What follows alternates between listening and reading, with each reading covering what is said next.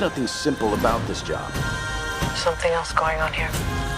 Yeah, I'm not the only one on this train looking for this case. Lemon, where's the briefcase? Oh, it's not shit. It was just there. We are right on definite. So did anybody land any real punches? Bryan, when Brad kicks you in the nuts, are you worried he might actually connect? I was worried that I have to pay him for it.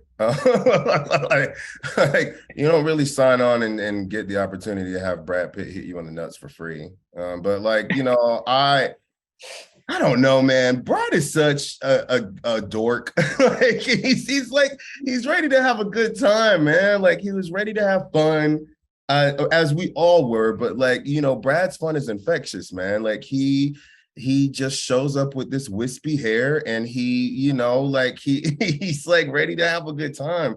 And so you just go for it, you know, but I just knew, like, I remember reading our fight and I was like, our fight is on a quiet car. Like, we're going to be fighting. There's going to be a woman who's incredibly annoyed. She's going to shush us the whole time. She's going to look at us. We have to find a way to do this, which means that it's going to be intimate, which means that we're going to be like up in each other's shiz, you know? And so like, it was interesting to figure out all different ways to pretzel with Brad Pitt in this fight, like locked in a headlock, you know, putting his foot on my crotch, like pulling his hand down and slamming his head on, like, it was crazy. And I don't think that there's only two things that are going to happen. You either end up hating each other after that, or you become incredible friends. And somehow Brad and I managed to do both. Like somehow the relationship has become this crazy thing. But it was the time of our lives. I mean, like, it was the time of our lives to film something like this at that time with Brad. He was such a team player and ready to be goofy and ready to be weird and ready to like just take the ride with us. And it was also good to just see this next chapter of Brad, to see this kind of like lighthearted Brad having a fun time, like running around in a bucket hat. Like it was really cool to be there for that. So we just leaned into it and went with them, you know? So what do you guys think about the news that he says he's going to retire? He's in his, what did he call it? His back nine. It's funny how words get like kind of like, he's not going anywhere. Like he's he ain't gonna retire. What's he talking about? Yeah, he's having too good of a time right now. He's not going anywhere, and we won't let him. So like, he's like he after it looked like he had the time of his life doing this, and I don't think he's going anywhere. But you know, that's the elusiveness of Brad Pitt. The minute you think that you have him pegged, you don't know a damn thing at all. So it's like, but I don't feel like he's going anywhere. I think he had too fun of a time slapping us around. Aaron, the two of you have amazing chemistry. I have to imagine, I mean, you've both acted with a lot of people. Sometimes maybe you have to fake that chemistry. I don't think this is fake at all. So tell me, did the two of you go off and spend like 2 weeks in Las Vegas hanging out? Like, how did you guys get, you know? As in Vegas stays in Vegas, Mark. Yeah. I mean, I'm sure we would have. We had it was travel ban across the world. So instead he just came to hang out with me and the fam. But yeah, it was straight away a chemistry and a love affair. And I mean, we just clicked straight away. And I think, yeah, it absolutely did add this layer of magic to what we could bring to the characters, because it was built on trust. So it meant that, you know, we could push each other and we could improvise, and I'd know that he'd have my back, or he'd, you know, throw something back at me, and then would elevate it and keep pushing. And that's kind of how we built our characters. And in my experience and in my past of working with people, this is a very rare situation, right? You don't always have that instant chemistry or be able to even trust in the other actor who is, you know, is going to be as giving or as open to experimenting, you know? So this was all complete real.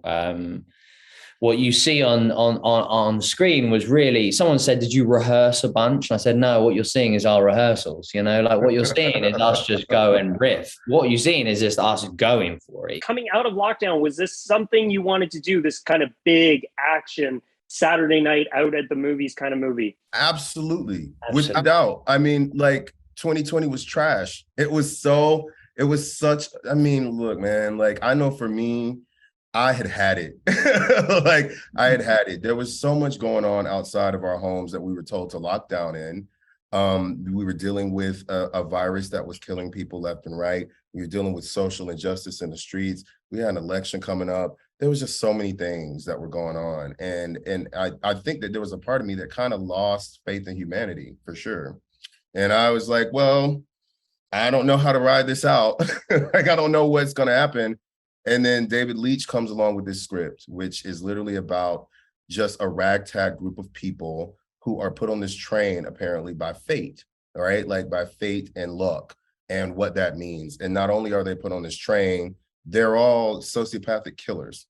Like, they're all trained assassins with quirky names. And I really wanted to be a part of that because I felt like something about this movie was going to be incredibly cathartic for me. Something about it was going to be therapeutic for me.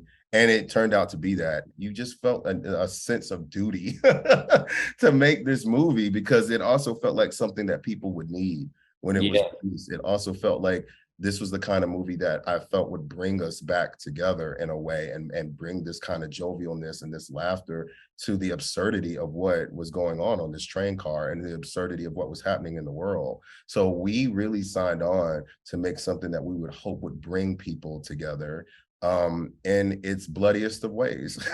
So like, I'm very grateful to David Leitch and Brad and this entire ensemble for signing up and doing this thing because it really did in its own way kind of save our lives. Hey, Aaron, I got to ask you, Kraven the Hunter, tell us, how is that character going to separate himself from other Spider-Man villains?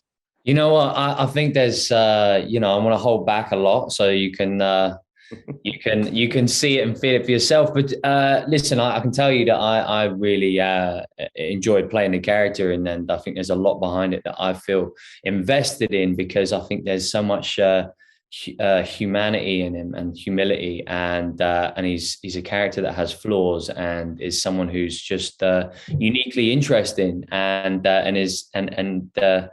so I'm happy to be sharing it and showing it. We filmed it all on location, and I think that definitely gives a different atmosphere to what you expect a Marvel movie to be. So there's definitely a lot of new qualities to it that I think would be great to share. So I'm gonna leave it at that. I really can't speak too much more about it because someone might take me out.